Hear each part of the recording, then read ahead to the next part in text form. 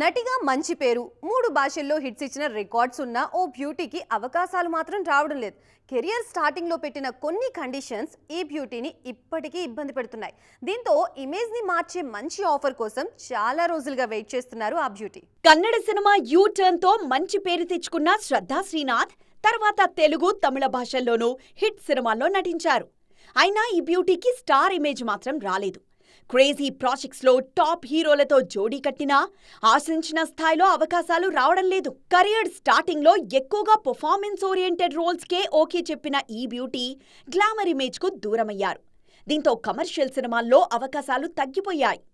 ఆ విషయం గ్రహించి గ్లామర్ టర్న్ తీసుకునే సమయానికి జరగాల్సిన నష్టం జరిగిపోయింది. కొద్ది రోజులుగా శ్రద్ధ గ్లామర్ రోల్స్ లోనూ నటిస్తున్నా కెరియర్లో స్పీడ్ మాత్రం కనిపించడం లేదు.